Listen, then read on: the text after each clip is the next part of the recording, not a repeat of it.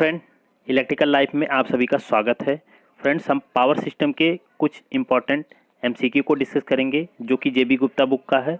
तो एक एक क्वेश्चन को आप ध्यान से देखिए। इसमें फ्रेंड्स मैंने 10 या 12 क्वेश्चन को स्किप कर दिया है क्योंकि वो प्योरली ट्रांसमिशन लाइन से रिलेटेड हैं, जो कि बहुत ही इंपॉर्टेंट टॉपिक है। उसके लिए पहले आपको थ्योरी मिलेगी, उसके बाद वो जो 10 या 12 क्वेश्चन है वो आपके बहुत आसानी से सॉल्व हो जाएंगे। ठीक है, तो उसके लिए आप वरी मत कीजिए, मैं जल्दी ही उसके पहले थ्योरी मतलब उसकी जो 10 क्वेश्चन है उनके लिए थ्योरी डालूंगा। उसके बाद आपको उनका मतलब एमसीक्यू भी जो जेबी गुप्ता में है वो सॉल्व करवा दूंगा। ठीक है, तो आज हम डिस्कस करेंगे क्वेश्चन नंबर 199 से आगे जितने भी हमारे क्वेश्चन सॉल्व हो सकते हैं उन सब के बारे में पूरा डिटेल में डिस्कशन करेंगे। ठीक है, देखिए क्वेश्चन तो है वहीं से, लेकिन थोड़ा सा क्या है कि इसको आप मतलब कि क्वेश्चन के थ्रू समझा सकते हो, लेकिन वो जो चीज़ है उसके लिए पूरा प्रॉपर थ्योरी आपको पता होनी चाहिए, तब आप क्वेश्चन को समझा सकते हो। इसलिए वो 10-15 क्वेश्चन के लिए आप लोग वरी मत करना। ओके, चलिए अगर हम बात करें आज का जो पहला क्वेश्चन हमारा है वो क्या है। The generalised circuit constant of a 3 phase 220 kilovolt rated voltage medium length transmission line are. इसमें ए और डी की वैल्यू आपको दिया है 0.936 प्लस जे 0.016 बराबर 0.936 एंगल 0.98 डिग्री। ठीक है, और जो ये ABCD पैरामीटर है, आपको ABCD पैरामीटर की वैल्यू आपको दे रखा है, ध्यान से हम समझना। ABCD पैरामीटर की वैल्यू दे रखा है। उसके बाद जो बोला है कि if the load at the receiving end is 50 megawatt at 220 kilovolt with a power factor of 0.9 lagging, then magnitude of line to line sending in voltage should be। अब आपको ABCD पैरामीटर दिया है। ठीक है, देखिए ट्रांसमिशन लाइन के लिए ABCD parameter बहुत इंपॉर्टेंट होता है। ABCD पैरामीटर आपको दिया है और रिसीविंग एंड साइड का पावर फैक्टर, वोल्टेज और कितनी पावर है वो आपको दे रखा है। ठीक है, अगर हम बात करें ध्यान से देखिए तो रिसीविंग एंड की पावर कितनी दे रखा है, 50 मेगावाट। 50 मेगावाट का मतलब क्या है कि 50 गुणे 10⁻6 वाट आप कर सकते हो। उसके बाद रिसीविंग एंड का वोल्टेज कितना दे रखा है, 220 किलो वोल्ट। 220 किलो वोल्ट को आप कैसे लिख सकते हो, 220 गुणे 10⁻3 लिख सकते हो। ठीक है, और जो रिसीविंग एंड का पावर फैक्टर है वो 0.9 लैगिंग दे रखा है। तो क्या आप रिसीविंग एंड की करंट नहीं निकाल सकते हो? आप बहुत आसानी से निकाल सकते हो रिसीविंग एंड की करंट। तो रिसीविंग एंड की करंट निकालने के लिए पी आर जैसे मान लो हो गया, तो √3 VR cos फाई होता है। ये नॉर्मल मतलब कि पावर का फॉर्मूला होता है। इसमें से आपको IR फाइंड कर लेना है, क्योंकि आपको PR यानी कि 50 मेगावाट दिया है, √3 तो मान लो है ये। VR भी आपको पता है 220 किलो वोल्ट, cos फाई भी 0.9 है। ठीक है, तो यहाँ से आप IR का मान ना बहुत आसानी से निकाल सकते हो। तो जैसे ही आप यहाँ से RI मतलब IR का मान निकालेंगे तो आपका मान तकरीबन 145 और एंगल, ठीक है, -2 5 इंटू 84 इतना आएगा जैसे ही आप निकालोगे, मतलब कि IR का मान। ठीक है, IR का मान जैसे ही आप निकालोगे आपकी वैल्यू जो है ये इतनी निकल के आएगी। ठीक है, अब देखिए इसमें क्या है कि ये तो आपकी वैल्यू निकल जाएगी IR की वैल्यू इतनी आ जाएगी।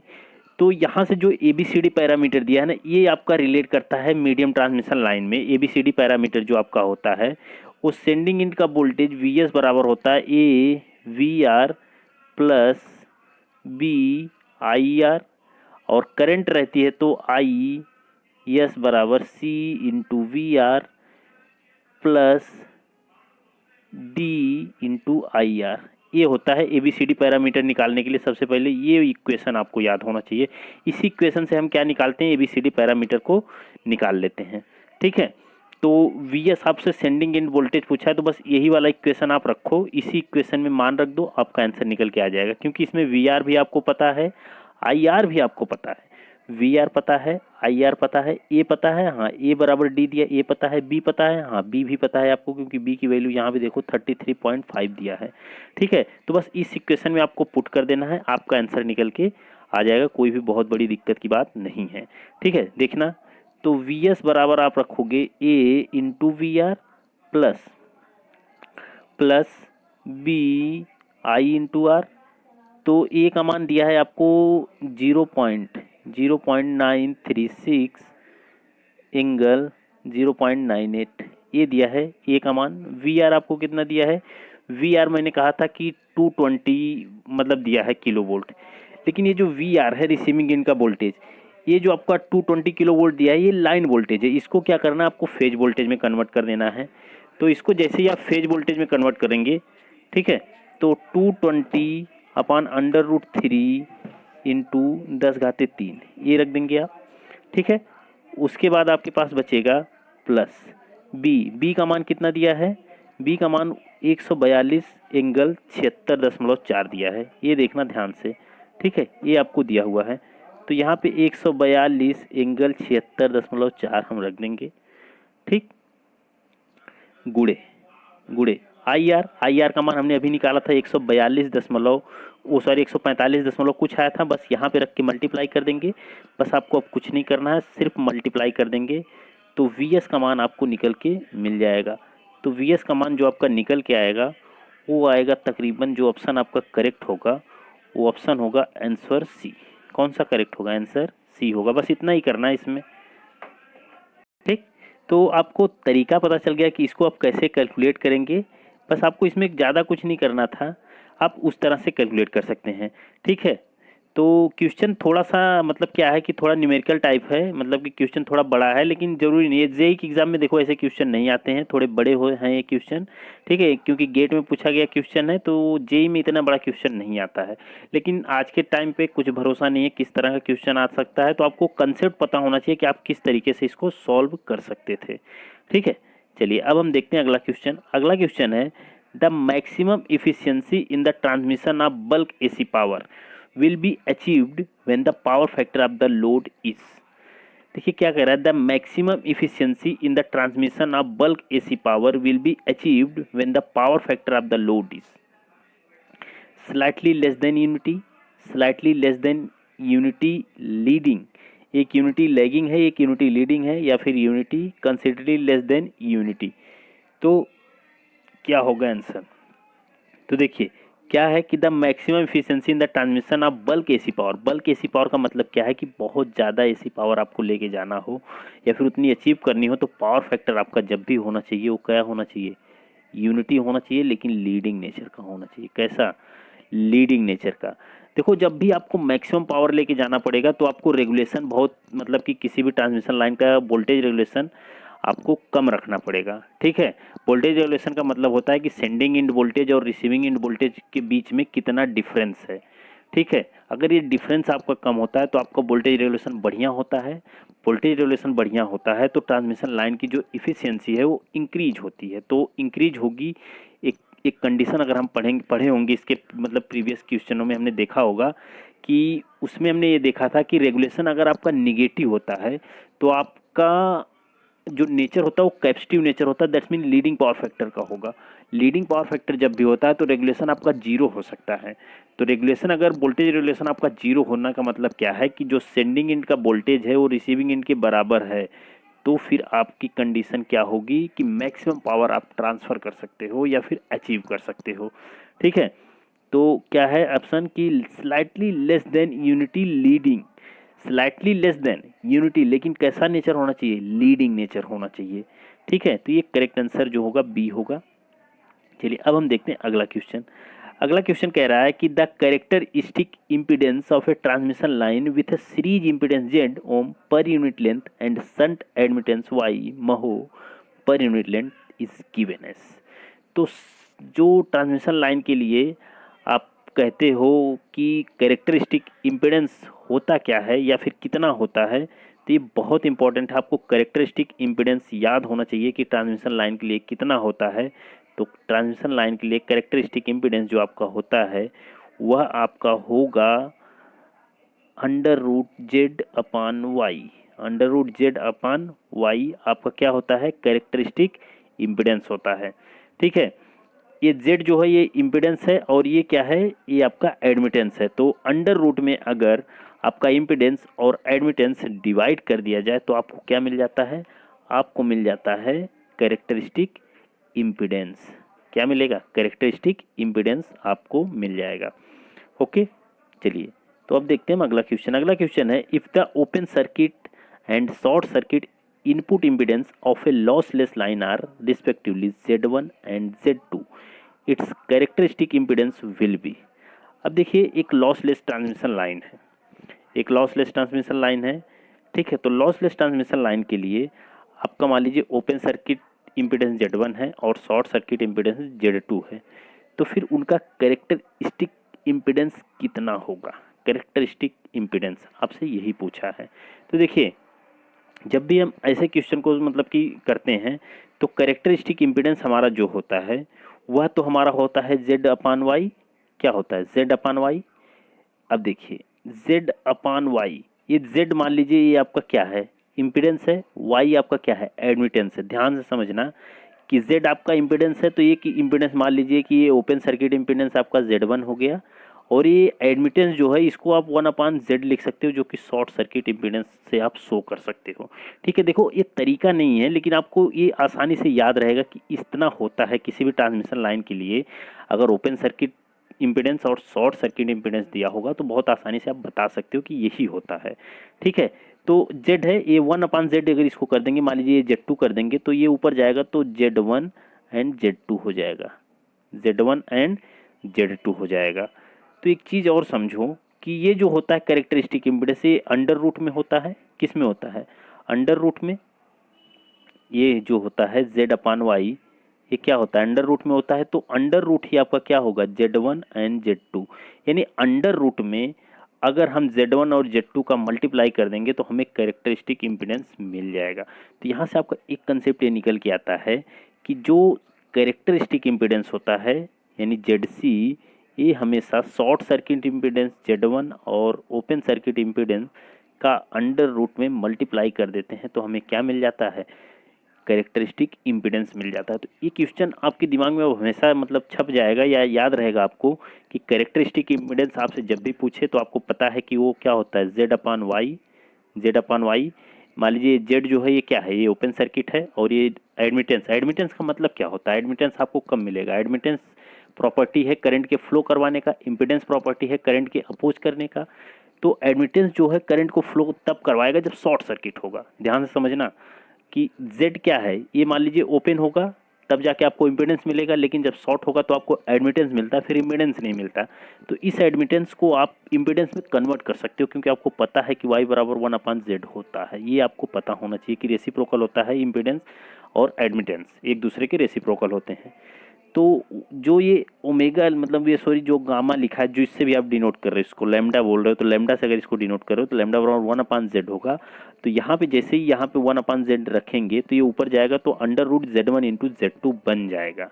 ठीक है, तो ये आपके लिए बहुत ही आसान तरीका है जानने के लिए कि जो कैरेक्टरिस्टिक इम्पीडेंस ओपन सर्किट में और शॉर्ट सर्किट इम्पीडेंस दिया हो तो कैरेक्टरिस्टिक इम्पीडेंस जो होगा वो under root Z1 into Z2 होगा।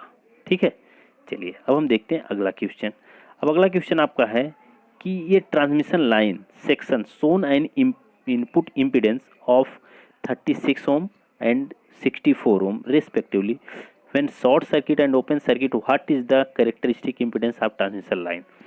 अब देखिए क्वेश्चन में अब क्या है, ये न्यूमेरिकल क्वेश्चन डाल दिया। इसमें क्या है कि एक जो है ये ओपन सर्किट इम्पीडेंस है और एक शॉर्ट सर्किट इम्पीडेंस है। ठीक है, तो देखिए ये जो कभी अगर मान लो ऐसे क्वेश्चन हो तो इसमें कौन सा शॉर्ट सर्किट है कौन सा ओपन सर्किट है। देखो ओपन सर्किट इम्पीडेंस हमेशा ज़्यादा होता है और शॉर्ट सर्किट इम्पीडेंस हमेशा कम होता है। तो ये जो 64 है, ठीक है, जो 64 है ये ओपन सर्किट है और जो 36 है ये क्या है? ये शॉर्ट सर्किट है। तो इससे हमें मतलब नहीं है, बस आप इतना बताने का मतलब ये है कि शॉर्ट सर्किट इम्पीडेंस कम होता है और ओपन सर्किट इम्पीडेंस ज़्यादा होता है, ये आप हमेशा याद रखिएगा। तो उस हिसाब से कैरेक्टरिस्टिक इम्पीडेंस आपका ZC कितना होता है? वो होता है under root Z open circuit Z short circuit, ऐसे हम लिख सकते हैं।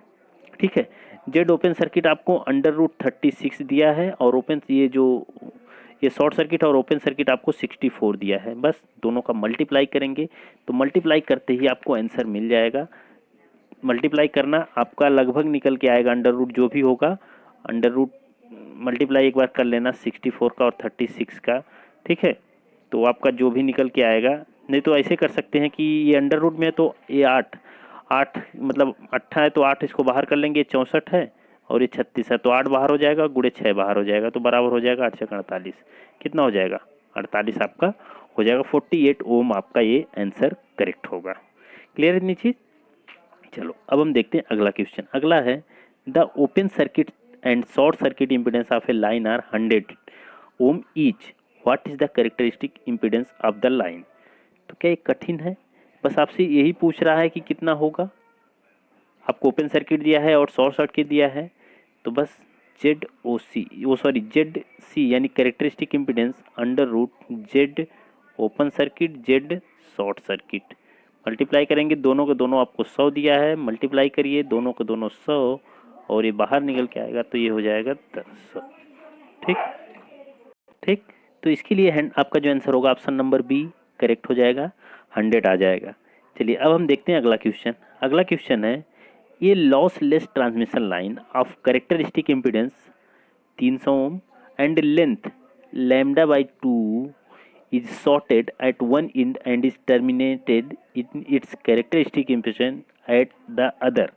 The input impedance measured at the mid section of the line is। अब देखिए क्या कह रहा है कि जैसे एक ट्रांसमिशन लॉसलेस ट्रांसमिशन लाइन है जिसका कैरेक्टरिस्टिक इम्पीडेंस क्या है 300 ओम है और लेंथ हमने लिया है lambda by 2 is shorted at one end and is terminated in its characteristic impedance at the other end. यानी दूसरे साइड में हमें अगर निकालना है तो the input impedance measured at the mid section of the line is. तो mid section में लाइन का जो इम्पीडेंस है वो क्या होगा। ठीक है, तो एक चीज़ मैं आपको बता दूं कि जो आपका कैरेक्टरिस्टिक इम्पीडेंस होता है ना, वह आपका कभी भी डिपेंड नहीं करता है लाइन के घटने या बढ़ने से। तो कैरेक्टरिस्टिक इम्पीडेंस बेसिकली आपका सेम होता है। ठीक है, कैरेक्टरिस्टिक इम्पीडेंस या फिर उसको आप सर्ज इम्पीडेंस भी बोल सकते हो, कहीं कहीं पे आपको मिलेगा सर्ज इम्पीडेंस। ठीक है, तो कैरेक्टरिस्टिक इम्पीडेंस जितना होता है वो बेसिकली डिपेंड करता है सिर्फ और सिर्फ, मान लो कि कितना लेंथ पे तो डिपेंड नहीं करता, इतनी चीज़ आप जानते रहो कि लेंथ पे डिपेंड नहीं करेगा। लेंथ आपकी बढ़ाओ चाहे घटाओ उसके ऊपर डिपेंड नहीं करेगा। तो जो कैरेक्टरिस्टिक इम्पीडेंस होगा वो 300 ओम ही होगा इस क्वेश्चन के लिए, यानी कि आप कहीं से भी मेज़र करोगे आपको कैरेक्टरिस्टिक इम्पीडेंस 300 ओम ही मिलेगा। ठीक है, चलिए अब हम देखते हैं अगला क्वेश्चन। अगला क्वेश्चन है एक केबल है जी inductance of 0.22 millihenry per kilometer and capacitance of 0.202 microfarad per kilometer, the surge impedance of the cable is. तो अब देखिए अभी क्या था, कैरेक्टरिस्टिक इम्पीडेंस आप पढ़ रहे थे, तो कैरेक्टरिस्टिक इम्पीडेंस आपके लिए जो था Z C under root Z Y Y था। अभी आपको कैरेक्टरिस्टिक इम्पीडेंस का क्वेश्चन कंप्लीट हो गया। अब आपको मिल गया सर्ज इम्पीडेंस। तो सर्ज इम्पीडेंस कितना होता है ये भी बहुत इंपॉर्टेंट क्वेश्चन है। तो सर्ज इम्पीडेंस को हम जेड एस से लिखते हैं और ये बराबर होता है अंडर रूट एल अपान सी, अंडर रूट एल अपान सी। ठीक है, अंडर रूट एल अपान सी। अब आपको एल का मान इतना दिया है, सी का मान दिया है, बस रख दो। तो अंडर रूट एल का मान आपको 0.22, तो 0.22 मिली हेनरी यानी 10⁻³ ठीक, 10⁻³ अपान सी का मान 0.20 माइक्रोफैरड मतलब 10⁻⁻6, 10⁻⁻6। ठीक है, जैसे ही ये तो मान लो कैंसिल हो जाएगा, कैंसिल हो जाएगा। ठीक है, ये ऊपर चला जाएगा, ऊपर जाएगा तो 10⁻³ हो जाएगा, जिसको मल्टीप्लाई करेंगे तो 220 होगा, फिर ये बटे कितना होगा 202। ठीक है, जैसे ही इसको हम डिवाइड करेंगे काट पीट के निकालेंगे तो आपका जो आंसर निकल के आएगा वो आंसर आएगा 33 ओम, 33 ओम आ जाएगा।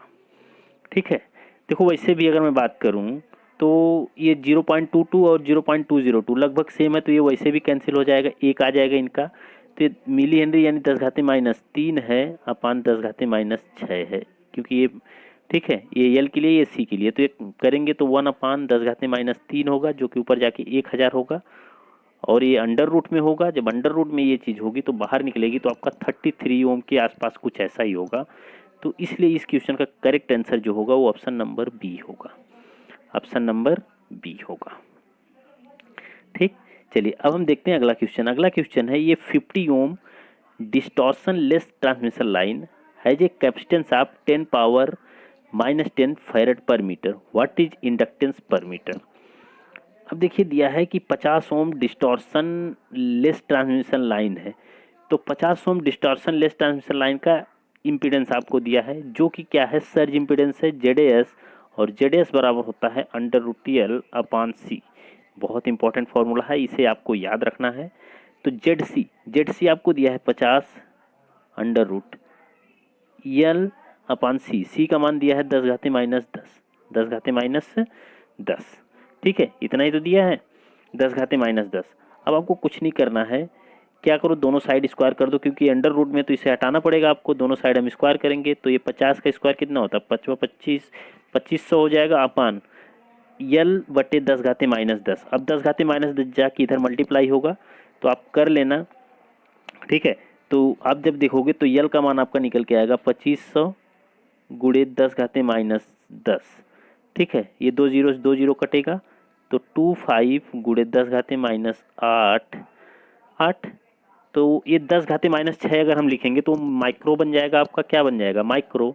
और बच जाएगा, देखिए इसको हम ऐसे लिख सकते हैं 2 मतलब 25 गुणे 10⁻2 गुणे 10⁻6। ठीक, तो ये 25 गुणे 10⁻2 का मतलब कितना है, 0.25। ये 10⁻6 का मतलब माइक्रो हेनरी, क्योंकि यल का मान है। तो 0.25 माइक्रो हेनरी आपका आंसर होगा, जो कि ऑप्शन नंबर ए में आपको दिया हुआ है। ऑप्शन नंबर ए में आपको दिया हुआ है। ओके, चलिए अब हम देखते हैं अगला क्वेश्चन। देखिए अगला क्वेश्चन क्या है, कंसीडर द फॉलोइंग स्टेटमेंट। तो क्या है, the characteristic impedance of a transmission line can increase with the increase in. अब देखिए कैरेक्टरिस्टिक इम्पीडेंस आपका है ट्रांसमिशन लाइन में इंक्रीज हो सकता है किसके इंक्रीज होने से। तो ऑप्शन क्या है, रेजिस्टेंस पर यूनिट लेंथ।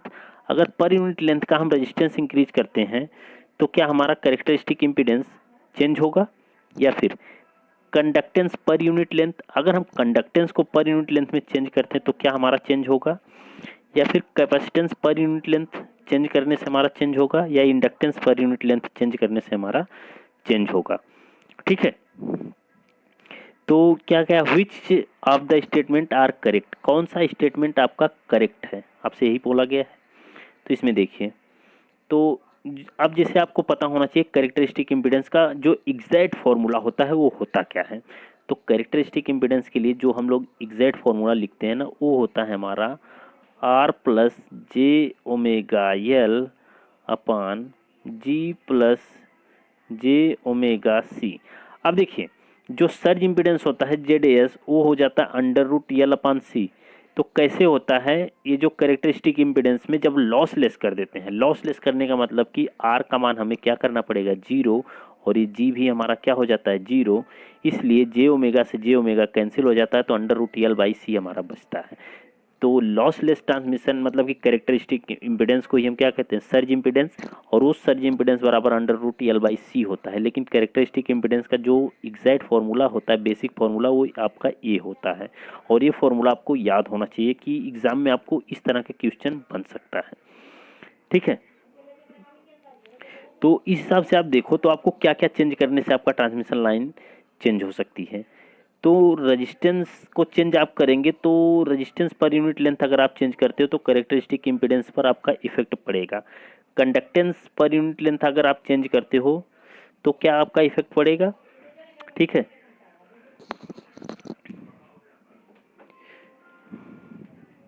हो कि जो आपको Z0 मिल रहा है वो बराबर हो रहा है किसके, वो बराबर हो रहा है आपका R+J⍵L/G+J⍵C। ठीक है, तो इससे आपको पता चल रहा है कि R पर भी डिपेंड करता है आपका जो कैरेक्टरिस्टिक इम्पीडेंस है, इंडक्टेंस पर भी डिपेंड करता है, कंडक्टेंस पर भी डिपेंड करता है, और कैपेसिटेंस पर भी डिपेंड करता है। लेकिन क्वेश्चन आपसे क्या बोला है, क्वेश्चन आपसे ये बोला है कि जो कैरेक्टरिस्टिक इम्पीडेंस है ट्रांसमिशन लाइन में कैसे इंक्रीज हो सकता है, किसके संग, यानी किसको इंक्रीज करने से। तो आप देख रहे हो कि Z0 जो है वो बराबर है R+J⍵L/G+J⍵C से। तो इसका मतलब R को इंक्रीज करेंगे तब हो सकता है, उसके बाद इंडक्टेंस को इंक्रीज करेंगे तब जाके आपका Z0 यानी कैरेक्टरिस्टिक इम्पीडेंस इंक्रीज हो सकता है। लेकिन G यानी कि कंडक्टेंस सी यानी कैपेसिटेंस, अगर इसको इंक्रीज करेंगे तो ये आपका डिक्रीज होगा। तो फॉर्मूले के हिसाब से आप देखोगे तो आपका करेक्ट होगा रेजिस्टेंस पर यूनिट लेंथ एंड इंडक्टेंस पर यूनिट लेंथ। ठीक है, क्योंकि इंक्रीज करने के लिए बोला है, तो जब हम रेजिस्टेंस को और यल यानी कि इंडक्टेंस को इंक्रीज करेंगे तो हमारा जेड नॉट इंक्रीज होगा, जबकि जी अगर हम इंक्रीज कर रहे हैं तो हमारा जेड नॉट डिक्रीज होगा। अगर सी यानी कैपेसिटेंस इंक्रीज कर रहे हैं तब भी हमारा जेड नॉट यानी कैरेक्टरिस्टिक इम्पीडेंस डिक्रीज होगा। तो इस क्वेश्चन का जो करेक्ट आंसर है वो होगा ऑप्शन नंबर सी यानी 1 एंड 4, यानी कि रेजिस्टेंस पर यूनिट लेंथ इंक्रीज करेंगे तो कैरेक्टरिस्टिक इम्पीडेंस इंक्रीज होगा, इंडक्टेंस पर यूनिट लेंथ अगर हम इंक्रीज करेंगे तो हमारा कैरेक्टरिस्टिक इम्पीडेंस इंक्रीज होगा। ठीक, चलिए अब हम देखते हैं अगला क्वेश्चन। अगला क्वेश्चन है which of the following statement is correct. कौन सा स्टेटमेंट हमारा करेक्ट है? क्या है? Surge impedance is the impedance at the time of breakdown of voltage. Surge impedance and characteristic impedance for a transmission line are the same. Surge impedance is the impedance of transmission line when corona take place, none of the above. तो देखिए question क्या बोला है कि कौन सा आपका correct है। तो करेक्ट पूछा है तो पहला ऑप्शन ही अगर आप पढ़ोगे तो surge impedance is the impedance at the time of breakdown of voltage, नहीं, ब्रेकडाउन ऑफ वोल्टेज पर जो आपका होता है वो सर्ज इम्पीडेंस नहीं होता है।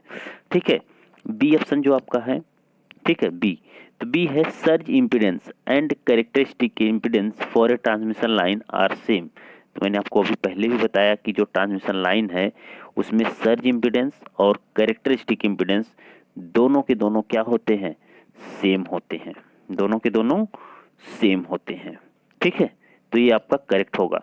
तो गाइस अगर आपको इसका मतलब सॉल्यूशन वाला पीडीएफ चाहिए तो डिस्क्रिप्शन में लिंक होगा, वो मिल जाएगा। बाकी प्रैक्टिस सेट भी आपको मिल जाएगा, सब डिस्क्रिप्शन में लिंक है, वहाँ से आप चाहो तो ले सकते हो। उसके बाद अगर हम बात करें, आपको पता है कि यूपीपीसीएल जेईई की वैकेंसी मतलब आसार दिख रहे हैं कि जल्दी से ही आपका हो सकता है रिलीज हो, तो उसके लिए आप अपनी तैयारी एकदम जोर शोर से लगा दो। बहुत जल्दी हो सकता है कि आपको नंबर मतलब ह्यूज मतलब ज़्यादा से ज़्यादा वैकेंसी देखने को मिले यूपीपीसीएल जेईई में। तो अपनी तैयारी में आप किसी भी प्रकार का मतलब कि डीमोटिवेशन वाला पार्ट मत रखिएगा, आराम से आप तैयारी अभी से करते रहो। ठीक है, चलिए अगला क्वेश्चन देखते हैं। अगला है the characteristic impedance of a transmission line depends upon. तो ये जो कैरेक्टरिस्टिक इम्पीडेंस है ट्रांसमिशन लाइन का वो किस पर डिपेंड करता है, आपसे ही पूछ रहा है। फर्स्ट ऑप्शन आपका है shape of the conductor, second आपका है conductivity of the conductor material, geometrical configuration of the conductor, none of this. 210 का बोल रहा है। तो क्या कह रहा है कि जो कैरेक्टरिस्टिक इम्पीडेंस है ट्रांसमिशन लाइन का वो किस चीज़ पर डिपेंड करता है। तो ट्रांसमिशन लाइन का जो कैरेक्टरिस्टिक इम्पीडेंस है, कैरेक्टरिस्टिक इम्पीडेंस यानी कि जेड नॉट बराबर आर मतलब अंडर रूट आर प्लस जे omega L upon G plus जे ओमेगा सी जो होता है बेसिकली वह डिपेंड करता है आपका ज्योमेट्रिकल कॉन्फ़िगरेशन ऑफ कंडक्टर, यानी कंडक्टर का जो ज्योमेट्रिकल कॉन्फ़िगरेशन है उसके ऊपर डिपेंड करेगा आपका कैरेक्टरिस्टिक इम्पीडेंस। ठीक, चलिए अब हम देखते हैं अगला क्वेश्चन। अगला क्वेश्चन है for a lossy transmission line the characteristic impedance does not depends on. तो for a lossy transmission line the characteristic impedance does not depends on. एक लॉसी ट्रांसमिशन लाइन है अगर, तो कैरेक्टरिस्टिक इम्पीडेंस किस पर depend नहीं करेगा।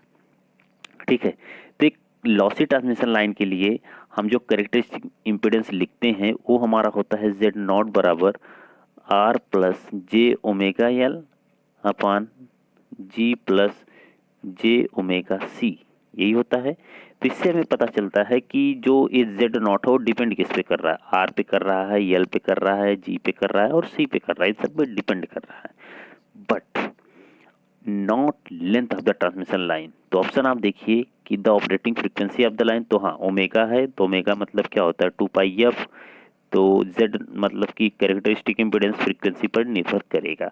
The conductivity of the conductor, तो इस पर भी डिपेंड करेगा। उसके बाद द कंडक्टिविटी ऑफ डाइलेक्ट्रिक मतलब सेपरेटिंग द कंडक्टर, तो इस पर भी डिपेंड करेगा। लेकिन आपका जो लेंथ ऑफ द लाइन है इस पर जो कैरेक्टरिस्टिक इम्पीडेंस होता है वो डिपेंड नहीं करता है। आप लाइन छोटी रखो चाहे बड़ी रखो, अगर आपने मतलब उसका कैरेक्टरिस्टिक इम्पीडेंस फिक्स कर दिया तो लाइन को बढ़ाने से या घटाने से उसका कैरेक्टरिस्टिक इम्पीडेंस पर कोई इफेक्ट नहीं पड़ेगा, उसका कैरेक्टरिस्टिक इम्पीडेंस वही का वही रहेगा। ठीक है, चलिए अगला देखते हैं। अगला है in a case the characteristic impedance of a transmission line is equal to load impedance. तो in case the characteristic impedance of transmission line is equal to the load impedance. अब देखिए क्वेश्चन क्या कह रहा है कि in the case characteristic impedance of line is equal to the load impedance, यानी इसका मतलब है कि ZL यानी लोड इम्पीडेंस बराबर क्या है Z0 कैरेक्टरिस्टिक इम्पीडेंस ये दिया है आपको, तो क्या होगा, तो इसका मतलब है कि तो इसका मतलब जो भी होगा तो उस कंडीशन में जितनी भी आप पावर दे रहे हो, जितनी भी आप एनर्जी इनपुट से दे रहे हो, टोटली की टोटली लोड द्वारा क्या होगी, एब्जॉर्ब कर ली जाएगी। टोटली की टोटली लोड द्वारा क्या कर ली जाएगी, एब्जॉर्ब कर ली जाएगी। तो जब भी आपका ZL बराबर होगा Z0 के, ठीक है, ZL बराबर होगा Z0 के, तो all the energy sent will be absorb by load, यानी जितनी भी एनर्जी आपने सेंड की हुई है, जितनी भी एनर्जी आपने भेजी है, सारी की सारी एनर्जी लोड द्वारा क्या हो जाएगी, मतलब कि कंज्यूम हो जाएगी या फिर एब्जॉर्ब हो जाएगी।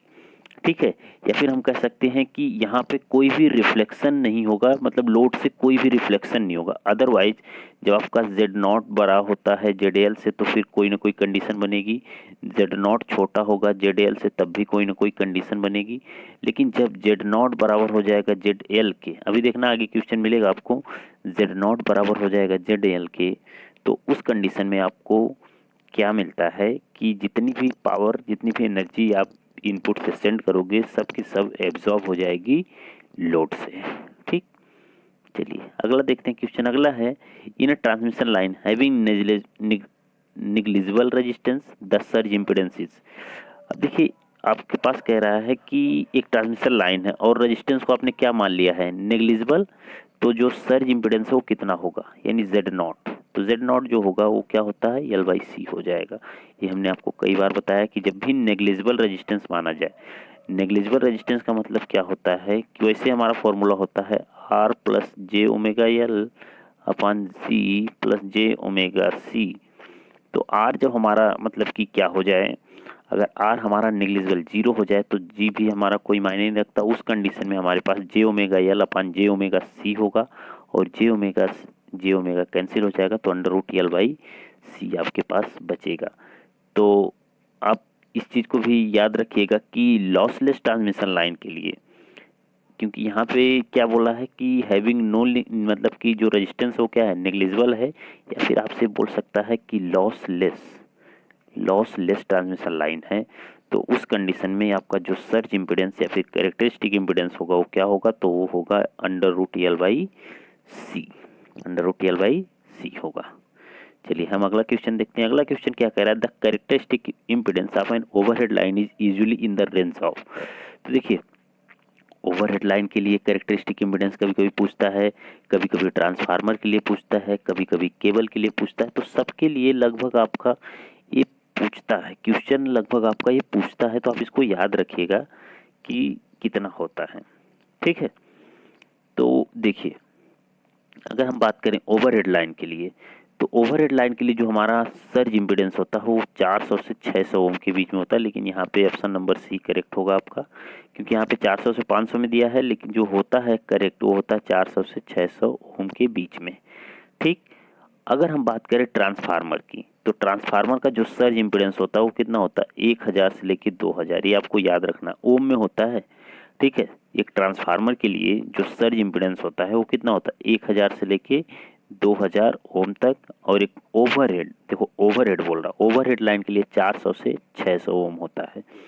ठीक है, उसके बाद अगर केबल के लिए पूछे तो केबल के लिए जो आपका होता है वो होता है आपका 40 से लेके 60 ओम तक, 40 से लेके 60 ओम तक होता है केबल के लिए। तो आपको ये याद रखना है तीनों की तीनों, यानी ओवरहेड लाइन 400 से 600, ट्रांसफार्मर 1000 से लेके 2000 के बीच में सर्ज इम्पीडेंस, और केबल तो 40 से लेके 60 ओम के बीच में होता है आपका सर्ज इम्पीडेंस। ठीक है, चलो अब हम देखते हैं अगला क्वेश्चन। तो आपका ये 15 नंबर का क्वेश्चन भी मतलब सॉल्व हो जाएगा।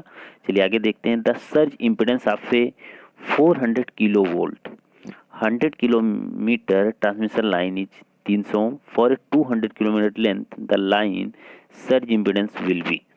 अब देखिए, अगर आपको मैंने कहा कि सर्ज इम्पीडेंस जब भी किसी लाइन के लिए एक बार डिसाइड कर लिया जाता है, एक बार उसको बना लिया जाता है, तो फिर आप लेंथ इंक्रीज करो चाहे कुछ भी करो, आपका ठीक है, आपका जो भी मतलब रहेगा सर्ज इम्पीडेंस वो फिक्स रहेगा।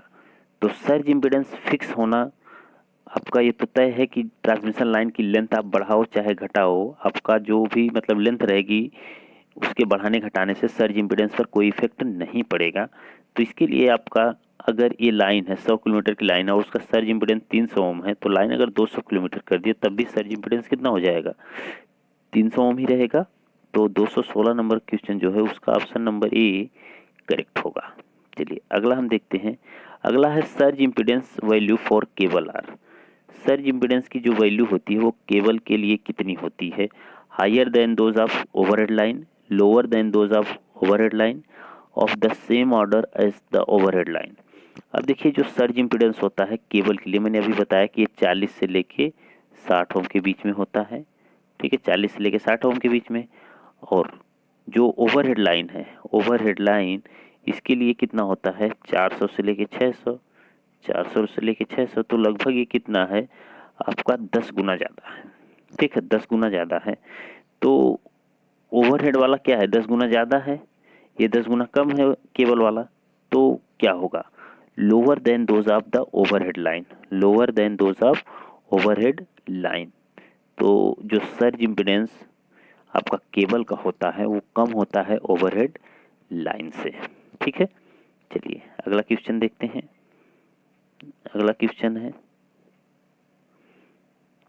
मल्टीपल कंडक्टर लाइन्स है, मल्टीपल कंडक्टर्स लाइन्स है। अब देखिए, मल्टीपल कंडक्टर है तो lower surge impedance than a single phase conductor line, उसके बाद higher surge impedance than single line conductor, higher surge impedance than single conductor line for short length and lower surge impedance for long lines. अब देखिए क्या है, multiple conductor lines है। अब जब multiple conductor है, जैसे कि आपका मान लीजिए मल्टीपल कंडक्टर की बात कर लें, जैसे ओवरहेड लाइन, उसमें 3 फेज आप यूज कर रहे हो, तो 3 फेज के लिए आपका जो सर्ज इम्पीडेंस है वो कितना है, वो 400 से लेके 600 ओम है, 400 से लेके 600 ओम। तो जो मल्टीपल कंडक्टर लाइन है lower surge impedance than single conductor line. अगर एक सिंगल कंडक्टर लाइन है ना, तो उसका सर्ज इम्पीडेंस ज़्यादा होता है। ये भी आपको याद करना है कि सिंगल लाइन के लिए, सिंगल लाइन के लिए जो आपका कंडक्टर होता है उसका सर्ज इम्पीडेंस ज़्यादा होता है मल्टी मतलब मल्टीपल कंडक्टर से। तो आपका correct answer option number A हो जाएगा, ठीक है, ऑप्शन नंबर ए आपका करेक्ट आंसर होगा। चलिए अब देखते हैं अगला क्वेश्चन। एक अगला क्वेश्चन है transmission line is a distortion less if. एक ट्रांसमिशन लाइन है, अगर उसको डिस्टॉर्शन लेस आपको बनाना है, तो डिस्टॉर्शन लेस लाइन के लिए आपका सर्ज इम्पीडेंस या फिर क्या कंडीशन फॉलो होनी चाहिए कि आपका ये हो जाए। तो एक लॉसलेस ट्रांसमिशन लाइन के लिए आपका R/L बराबर क्या होता है, G/C। ये कंडीशन होती है जब आपका लॉसलेस ट्रांसमिशन लाइन होती है। देखिए, लॉसलेस ट्रांसमिशन लाइन होने का मतलब क्या है कि यानी कि मतलब कि कैपेसिटर के कारण और इंडक्टर के कारण दोनों का टाइम कांस्टेंट आपस में क्या होना चाहिए, बराबर होना चाहिए। दोनों का टाइम कांस्टेंट आपस में क्या होना चाहिए, बराबर होना चाहिए। बराबर होने का मतलब कि जैसे एक होता है, एक जैसे कैपेसिटर सर्किट का R/C और इसका L/R, ये क्या होना चाहिए, बराबर। तो यहाँ C के साथ तो G होता है, तो R बराबर कितना होता है, 1/G, ये आप लिख सकते हो। तो C/G बराबर L/R ऐसे लिख सकते हो, ठीक। अब देखिए, ये कंडीशन जो है, ये कंडीशन है एक ट्रांसमिशन लाइन का लॉसलेस होना, यानी कि RC सर्किट और LR सर्किट का दोनों का अगर टाइम कांस्टेंट बराबर है तो जो लाइन होगी वो डिस्टॉर्शन लेस होगी। कैसी होगी, डिस्टॉर्शन लेस, यानी उसमें कोई भी डिस्टॉर्शन नहीं होगा। तो जब डिस्टॉर्शन नहीं होगा तो कंडीशन आपकी यही होगी कि आर सी बराबर एल बाई आर होना चाहिए। अब आर का मतलब यहाँ सी है तो सी बाई जी बराबर एल बाई आर एक कंडीशन होनी चाहिए, सी बाई जी बराबर एल बाई आर। अब देखिए इस चीज़ से हम देखते हैं, तो अब देखेंगे तो मतलब कि सी बाई जी बराबर एल बाई आर। अब देखिए कोई दिया है कहीं पे, तो आर सी बराबर एल इंटू जी, तो ऑप्शन नंबर बी जो होगा ये करेक्ट होगा। इसको जैसे ही सॉल्व करोगे तो आर का ये गुणा कर लेंगे तो आर इंटू सी बराबर एल इंटू जी हो जाएगा, आर इंटू सी बराबर एल इंटू जी हो जाएगा आपका। ठीक है, तो ये जो है ऑप्शन नंबर बी में आपको दिया हुआ है, ऑप्शन नंबर बी में आपको दिया हुआ है। ठीक, चलिए अब हम देखते हैं अगला क्वेश्चन। अगला क्वेश्चन है लाइन, मतलब in a long transmission line with R L G and C are the resistance inductance shunt conductance and capacitance per unit length respectively, the condition for distortionless transmission line is. Same condition है कि distortion less line के लिए क्या होनी चाहिए condition. अभी हमने condition लिखा, बस यहाँ पे स्मॉल में सब लिखा है, वहाँ पे कैपिटल में था, तो बहुत आसानी से बता सकते हो। ठीक है, बहुत आसानी से बता सकते हो। कितना है, आर सी बराबर एल इंटू जी, तो बस ढूंढ लो कहीं से, तो ये होगा ऑप्शन नंबर ए में, आर सी बराबर एल इंटू जी, आर सी बराबर एल इंटू जी। कभी कभी ना इसका प्रोपगेशन कांस्टेंट पूछ लेता है कि एक डिस्टॉर्शन लेस ट्रांसमिशन लाइन है तो उसका प्रोपगेशन कांस्टेंट कितना होगा। प्रोपगेशन कांस्टेंट को हम लैम्डा से लिखते हैं और लैम्डा बराबर होता है J omega under root L C. ये प्रोपगेशन कांस्टेंट भी आपको पता रखना है, याद रखना है कि प्रोपगेशन कांस्टेंट होता क्या है ट्रांसमिशन लाइन में। ये आपको जब याद है तो बहुत सही है, कोई दिक्कत नहीं होगी। चलिए अब देखते हैं अगला क्वेश्चन। अगला क्वेश्चन है the propagation constant of a transmission line is given as. देखो अभी मैंने बताया और आपको क्वेश्चन भी मिल गया, तो प्रोपगेशन कांस्टेंट तो लैम्डा बराबर क्या होता है, J omega under root L C, J omega under root L C आपका होगा, ये प्रोपगेशन कांस्टेंट होगा। ठीक है, चलिए अब देखते हैं अगला क्वेश्चन। अगला क्वेश्चन आपका है 220। 220 क्वेश्चन क्या कह रहा है, the transmission capacity of a line is 50 hertz frequency as compare to that at 60 hertz frequency is. अब देखिए क्या कह रहा है कि एक ट्रांसमिशन लाइन है, कैपेसिटी आपसे पूछ रहा है कि अगर 50 हर्ट्ज है तो कितना होगा, अगर उसकी तुलना हम 60 हर्ट्ज वाली फ्रीक्वेंसी के ट्रांसमिशन लाइन से कर दें तो क्या होगा, आपसे यही पूछ रहा है। ठीक है, तो एक चीज जानते रहिए कि characteristic impedance of a line at 50 hertz is less then that at 60 hertz because Z not increase with the increase in omega. The transmission capacity being inversely proportional to Z not will therefore be higher. तो इसका मतलब है कि as sorry हाँ as the capacity of a line 50 hertz frequency as compared to 60 hertz, तो 60 hertz frequency की जो transmission line की कैपेसिटी होगी वो क्या होगी, लो होगी, और जो 50 हर्ट्ज है इस ट्रांसमिशन लाइन की जो कैपेसिटी होगी ये क्या होगी, हाई होगी। ठीक है, ये क्या होगी, हाई होगी। तो देखिए कैसे, अगर जैसे बात कीजिए कैरेक्टरिस्टिक इम्पीडेंस का, तो जेड नॉट बराबर क्या होता है, आर प्लस जे omega L upon G plus जे ओमेगा सी। तो इस चीज से आप देखोगे तो ओमेगा सी, ये ओमेगा क्या है, 2 पाई एफ होता है, फ्रीक्वेंसी है। अब फ्रीक्वेंसी आपकी क्या है, डिपेंड कर रही है। ठीक है, जैसे देखिए एक चीज को अगर समझेंगे तो यल बराबर क्या होता है, हो जाएगा 1/2 पाई एफ एक्स सी। तो यहाँ पे रखेंगे तो 2 पाई एफ से ये 2 पाई एफ कट जाएगा, लेकिन ये सी जो है, ठीक है, सी के जगह पे आप रख सकते हो 1/2 पाई एफ इंटू एक्स सी, ये रख सकते हो। ठीक है, यही होता है। तो इसकी जगह पे जब रखेंगे तो आप देखेंगे कि 2 पाई एफ से 2 पाई एफ भी कैंसिल हो जाएगा, तो आपका डिस्टॉर्शन लेस लाइन बन जाएगी।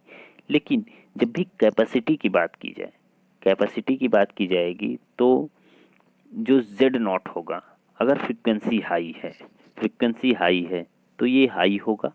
ध्यान समझना मैंने क्या कहा कि जब फ्रीक्वेंसी हाई है तो जेड नॉट क्या होगा, हाई होगा। अगर जेड नॉट हाई है तो P बराबर जो होता है वी स्क्वायर अपान जेड होगा, जेड नॉट। अगर जेड नॉट हाई है तो ये जो पावर की कैपेबिलिटी है यानी ट्रांसमिशन लाइन की कैपेबिलिटी है वो डिक्रीज होगी, तो उसके हिसाब से आप देखोगे तो जो 60 हर्ट्ज है उससे कम पावर ट्रांसफ़र की कैपेबिलिटी होगी और जो 50 हर्ट्ज है उससे ज़्यादा पावर की ट्रांसफ़र की कैपेबिलिटी होगी। तो 50 हर्ट्ज का क्या होगा, हाइयर होगा। ठीक, चलो अब देखते हैं अगला क्वेश्चन। अगला question, as the line inductance increase the transmission capacity. अब लाइन की इंडक्टेंस हम क्या कर रहे हैं, इंक्रीज कर रहे हैं, तो कैपेसिटी हमारी क्या होगी। अब देखिए ध्यान से, अगर हम लाइन का, अब देखिए अगर ध्यान से देखेंगे जेड नॉट बराबर क्या होता है, आर प्लस जे omega L upon G plus जे ओमेगा सी। यल आप इंक्रीज कर रहे हो, यल आप क्या कर रहे हो, इंक्रीज, तो जेड नॉट भी हम अपना क्या हो जाएगा, इंक्रीज। अगर जेड नॉट इंक्रीज हो गया तो पी बराबर क्या होता है, V square upon set Z not. तो ये अगर इंक्रीज हुआ तो ये क्या होगा, डिक्रीज होगा। तो आप ध्यान से कह सकते हो कि जब इंडक्टेंस को इंक्रीज करेंगे तो आपका जेड नॉट इंक्रीज होगा, जब जेड नॉट इंक्रीज होगा तो आपका पावर कैपेबिलिटी क्या होगी, रिड्यूस होगी या फिर आप डिक्रीज होगी। ठीक है, तो इसके हिसाब से आप देख सकते हो कि एल को इंक्रीज किए तो जेड नॉट इंक्रीज हुआ, जेड नॉट को इंक्रीज किए तो हमारा पावर रिड्यूस होगा, यानी ट्रांसफ़र की जो कैपेबिलिटी है यानी ट्रांसमिशन लाइन की जो कैपेसिटी है वो रिड्यूस हो जाएगी। ठीक, चलिए अब देखते हैं अगला क्वेश्चन। ठीक है, अगला क्वेश्चन देखते हैं, 24 नंबर का क्वेश्चन है जो आपका, देखिए, what is the characteristic impedance Z naught of a line having resistance R, inductance L, capacitance C and conductance G is that। अब बताइए आपका क्या होगा, बताइए फटाफट। अभी इसको आप बार बार सॉल्व कर रहे हो। कोई Z नॉट बराबर क्या होता है, under root Z by Y, under root Z by Y, यही होता है कैरेक्टरिस्टिक इम्पिडेंस, जिसको सर्ज इम्पिडेंस आप कहते हो। तो सर्ज इम्पिडेंस के लिए एक फॉर्मूला आपका और होता है, आर प्लस जे omega L upon G plus जे ओमेगा सी, ये अंडर रूट में होता है। ये जेड नॉट बराबर यही क्या है, सर्ज इम्पिडेंस है। तो ऑप्शन नंबर ए में आपको ये बहुत साफ साफ दिख जाएगा, ऑप्शन नंबर ए में आपको ये दिख जाएगा जो कि करेक्ट आंसर हो जाएगा। ठीक है, चलिए अब हम देखते हैं 225 नंबर का क्वेश्चन क्या कह रहा है। ये ट्रांसमिशन लाइन है R L G C distribution parameter per unit length of the line if lambda या फिर ओमेगा आप कह लो कुछ भी, ठीक है। Lambda is the propagation constant of the line, which one of the following expression represent the characteristic impedance of the line. कौन सा आपका कैरेक्टरिस्टिक इम्पिडेंस को रिप्रेजेंट कर रहा है। 225 नंबर का जो क्वेश्चन है आपसे यही पूछा गया है। तो आप एक चीज को समझो, ठीक है। अगर मैं बात करूं प्रोपगेशन कांस्टेंट का, लैम्डा बराबर जो आप लिखते हो वो होता है आपका आर प्लस जे ओमेगा एल, ठीक। उसके बाद मल्टीप्लाई जी प्लस जे ओमेगा सी, आप यही लिखते हो, ये होता है प्रोपगेशन कांस्टेंट आपका, ठीक है। लेकिन जब आप सर्ज इम्पिडेंस लिखते हो तो इसी को डिवाइड कर देते हो। जब मल्टीप्लाई करते हो तो प्रोपगेशन कांस्टेंट आपको मिलता है, जब डिवाइड करते हो तो आपको सर्ज इम्पिडेंस यानी जेड नॉट बराबर होता है आर प्लस जे omega L upon G plus जे ओमेगा सी, ठीक है। अगर इसका मल्टीप्लाई कर देंगे तो आपको क्या मिलेगा, प्रोपगेशन कांस्टेंट। अगर इसको डिवाइड करते हैं तो आपको क्या मिल जाएगा, आपको मिल जाएगा सर्ज इम्पिडेंस। अब इन दोनों एक्सप्रेशन से आप निकालोगे ना तो आपका निकल के आ जाएगा। देखो क्या करते हैं, इसका मल्टीप्लाई इसमें कर देते हैं और इसका मल्टीप्लाई इसमें कर देते हैं, तो ये मल्टीप्लाई करेंगे तो ये बटे से ये वाला कैंसिल हो जाएगा और बचेगा क्या, आर प्लस जे ओमेगा एल, आर प्लस जे ओमेगा एल अंडर रूट में। देखो मल्टीप्लाई हम करते हैं तो मल्टीप्लाई जैसे ही करेंगे तो वाई इंटू जेड नॉट बराबर वाई इंटू जेड नॉट बराबर आपको क्या मिलेगा, अंडर रूट आर प्लस जे ओमेगा एल का स्क्वायर। मल्टीप्लाई करना देख लेना आपको मिल जाएगा।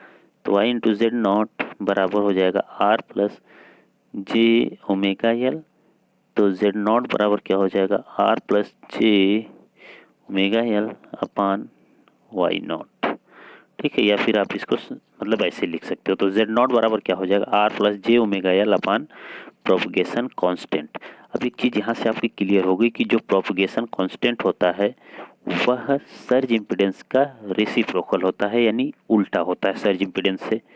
ठीक है, तो आपको ये भी याद रखना है कि सर्ज इम्पीडेंस और प्रोपगेशन कांस्टेंट क्या होते हैं, एक दूसरे के एंटी प्रोपोर्शनल होते हैं। तो इस क्वेश्चन का जो करेक्ट आंसर है वो करेक्ट आंसर आपको मिल जाएगा option number B. Option number B आपको करेक्ट आंसर मिल जाएगा। ठीक है, चलिए अब देखते हैं अगला क्वेश्चन। अगला है when the load on transmission line is equal to the surge impedance loading. अब देखिए लोड जो ट्रांसमिशन लाइन का है वो सर्ज इम्पीडेंस लोडिंग के बराबर। अब देखिए सर्ज इम्पीडेंस लोडिंग का मतलब क्या है, सर्ज इम्पीडेंस लोडिंग का कि कितनी पावर आपका सेंडिंग एंड से रिसीविंग एंड पे जा रही है, वो सर्ज इम्पीडेंस लोडिंग से आपको पता चलता है। तो सर्ज इम्पीडेंस लोडिंग का काम क्या है कि कितनी पावर सेंडिंग एंड से रिसीविंग एंड में प्राप्त हो रही है, वही आपकी क्या है, सर्ज इम्पीडेंस लोडिंग है। तो सर्ज इम्पीडेंस लोडिंग हमेशा क्या होती है, जो भी पावर आउटपुट में आपको मिलेगी वो क्या होगी, ज़्यादा होगी। ठीक है, ज़्यादा होगी, और इनपुट की पावर हमेशा क्या होगी, वो कम होगी। ठीक है, तो when the load on transmission line is equal to surge impedance loading, तो सर्ज इम्पीडेंस लोडिंग के अगर लोड आपका बराबर हो जाएगा तो क्या होगा, the sending end voltage is less than the receiving end voltage. The sending end voltage is receiving end voltage. ठीक है, जो बेसिकली फेरेंटी इफेक्ट में होता है। किस में होता है, फेरेंटी इफेक्ट में। फेरेंटी इफेक्ट में क्या होता है, सेंडिंग एंड वोल्टेज क्या होता है, कम हो जाता है रिसीविंग एंड वोल्टेज से, और ये तब होता है जब लोड जो ट्रांसमिशन लाइन पे लगा हुआ है वो सर्ज इम्पीडेंस लोडिंग के बराबर हो जाए। तो कभी ये भी क्वेश्चन बन सकता है कि फेरेंटी इफेक्ट होने के लिए जो लोड ट्रांसमिशन लाइन पे लगा है वो सर्ज इम्पीडेंस लोडिंग के बराबर हो जाए, तो फिर कौन सा इफेक्ट होगा, कौन सा इफेक्ट होगा, तो इफेक्ट आपका जो होगा वो क्या होगा, फेरेंटी इफेक्ट होगा। ठीक है, फेरेंटी इफेक्ट होगा, ये भी आपको याद रखना है।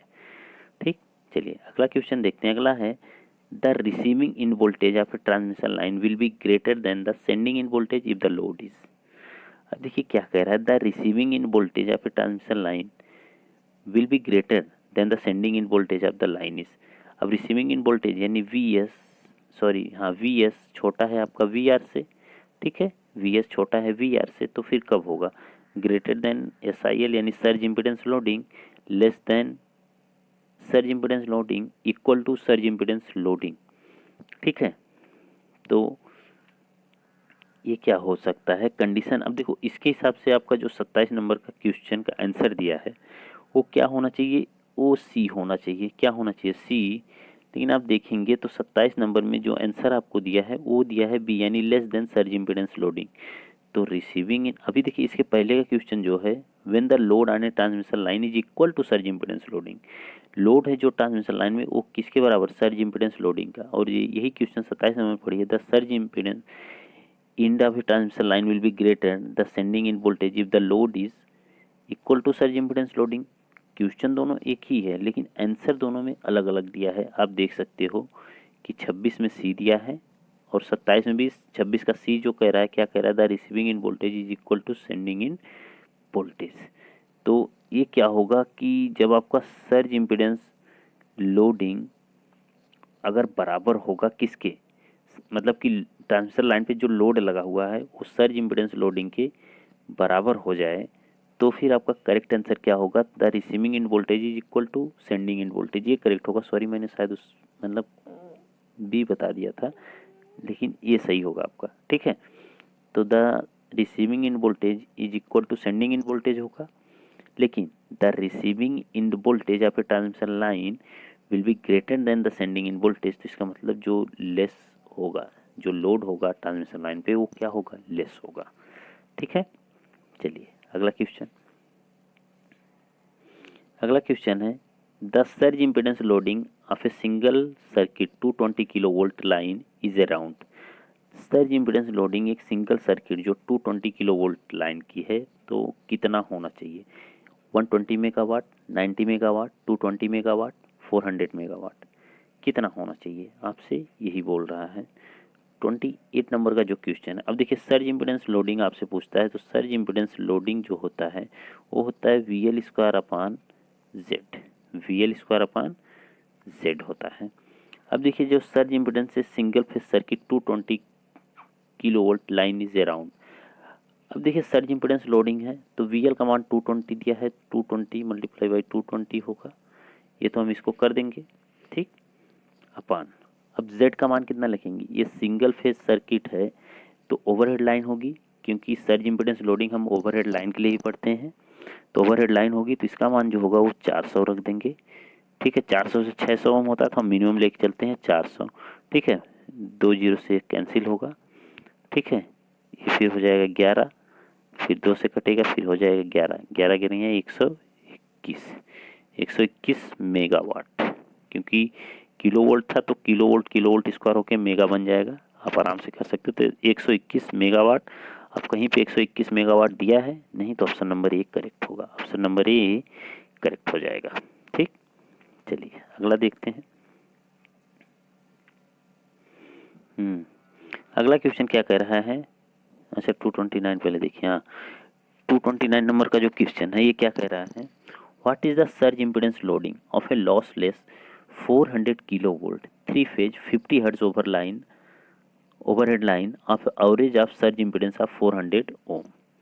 बस आपको कुछ भी नहीं दिया है, इसमें दिया क्या है, 400 किलोवोल्ट आपका दे दिया है और जो 50 हर्ट्ज पे दिया है हमें इससे मतलब नहीं है, और जो उसमें सर्ज इम्पीडेंस दिया वो कितना दिया है, 400 ओम आपको दे दिया है। तो सर्ज इम्पीडेंस लोडिंग आप SIL सर्ज इम्पीडेंस लोडिंग आप बहुत आसानी से फाइंड कर सकते हो, ये होता है V स्क्वायर बटे Z नॉट। तो V स्क्वायर का मान आपको 400 दिया है, 400 गुणे 400, 400 गुणे 400 अपान 400, अपान 400, 400 कैंसिल हो जाएगा, तो 400 मेगावाट, 400 मेगावाट। क्यों मेगावाट, क्योंकि ये जो 400 400 की हैं ये किलो वोल्ट था, तो 1 किलो वोल्ट में होता है 10⁻3, फिर स्क्वायर करेंगे तो 10⁻6 हो जाएगा, 10⁻6 का मतलब क्या होता है, मेगावाट, ठीक है। तो आपका जो ऑप्शन करेक्ट होगा वो ऑप्शन नंबर ए करेक्ट हो जाएगा, ठीक है। चलिए अगला देखते हैं। अगला क्वेश्चन है कंसीडर द फॉलोइंग स्टेटमेंट। तो फॉलोइंग स्टेटमेंट को अगर हम कंसीडर करें तो देखिए surge impedance loading of a transmission line can be increased by, तो SIL यानी सर्ज इम्पीडेंस लोडिंग आपको क्या करना है, इंक्रीज करना है। तो कैसे करेंगे, increase its voltage level, addition of lumped inductance in parallel, addition of lumped circuit in a series, reducing the length of the line of these statement. यानी कौन सा आपका करेक्ट होगा यही आपसे पूछा गया है, ठीक है। तो 230 क्वेश्चन का आप आंसर बताइए क्या होना चाहिए। तो आप जानते हो सर्ज इम्पीडेंस लोडिंग यानी SIL बराबर क्या होता है, V square upon Z naught, V square upon Z naught. तो surge impedance loading of a transmission line can be increase by increasing इस वोल्टेज लेवल। तो surge impedance loading directly proportional है voltage के, तो वोल्टेज को increase करने से surge impedance loading increase हो जाएगी, क्लियर है। एंड अब lamp capacitance connected in series, lumped capacitance connected in series करने से भी आपका क्या होगा, ट्रांसमिशन लाइन का जो सर्ज इम्पीडेंस लोडिंग है वो इंक्रीज होगा, ठीक है। वो क्या होगा, इंक्रीज होगा। तो ऑप्शन नंबर 1 और 3 जो दिया होगा यानी ऑप्शन नंबर ए करेक्ट होगा, ऑप्शन नंबर ए करेक्ट होगा, ठीक है। लेकिन पैरेलल में अगर हम इंडक्टर को जोड़ते हैं तो हमारा सर्ज इम्पीडेंस लोडिंग नहीं इंक्रीज होगा यानी नहीं इफेक्टेड होगा, और ट्रांसमिशन लाइन का जो हम लेंथ है अगर उसे घटा रहे हैं बढ़ा रहे हैं तब तो हमारा सर्ज इम्पीडेंस लोडिंग पर कोई इफेक्ट पड़ेगा ही नहीं, क्योंकि पड़ता तब जब उसका सर्ज इम्पीडेंस चेंज होता, लेकिन ट्रांसमिशन लाइन की लेंथ पर सर्ज इम्पीडेंस आपका डिपेंड नहीं होता, इसलिए सर्ज इम्पीडेंस लोडिंग आपका निर्भर नहीं करता है, ठीक है। चलिए अब देखते हैं अगला क्वेश्चन। अगला क्वेश्चन कह रहा है which one of the following is the correct expression for the propagation constant in a transmission line. Transmission line में जो प्रोपगेशन कांस्टेंट होता है वो कितना होता है आपको यही बताना है। तो मैंने अभी अभी सॉल्व किया, तो वाई नॉट बराबर एक चीज़ ये भी जानते रहो जेड इंटू वाई होता है, जेड इंटू वाई यानी इम्पिडेंस तथा एडमिटेंस का मल्टीप्लाई कर लेंगे तो हमें प्रोपगेशन कांस्टेंट मिल जाएगा, या फिर इसको हम ऐसे लिख सकते हैं आर प्लस जे ओमेगा एल जी प्लस जे ओमेगा सी, ऐसे भी लिख सकते हैं। तो आपका करेक्ट आंसर जो होगा ऑप्शन नंबर डी करेक्ट होगा, ऑप्शन नंबर डी क्या हो जाएगा, करेक्ट हो जाएगा, ठीक है। चलिए अगला क्वेश्चन देखते हैं। अगला क्वेश्चन है 232, ठीक है। 232 क्वेश्चन नंबर है। देखिए, ये lossless radial transmission line with a surge impedance loading, एक lossless radial transmission line के लिए जो सर्ज इम्पीडेंस लोडिंग होगी वो क्या होगी। ऑप्शन देखिए क्या होगा। टेक्स नेगेटिव VAR यानी volt ampere reactive power at sending end and 0 VAR at receiving end, takes positive VAR at sending end and 0 VAR at receiving end, या has flat voltage profile and unity power factor at all point along it, has sending end voltage higher than receiving end voltage and unity power factor at sending end. अब ये question क्या कह रहा है, एक lossless transmission line है, कैसा है, लॉसलेस रेडियल ट्रांसमिशन लाइन है और सर्ज इम्पीडेंस लोडिंग, तो सर्ज इम्पीडेंस लोडिंग एक लॉसलेस ट्रांसमिशन लाइन है, तो इसका मतलब है कि इसका जो वोल्टेज प्रोफाइल मिलेगा वो कैसा मिलेगा, फ्लैट मिलेगा, और पावर फैक्टर आपका क्या मिलेगा, पावर फैक्टर आपका यूनिटी मिलेगा हर एक पॉइंट पर, हर एक पॉइंट पर जो आपका पावर फैक्टर होगा वो क्या होगा, यूनिटी होगा, ठीक है। तो इतना क्लियर है। तो आज के लिए हम इतने क्वेश्चन को करते हैं, नेक्स्ट वीडियो में इसके आगे के क्वेश्चनों को हम लेके आएंगे, ठीक है। Okay, thank you.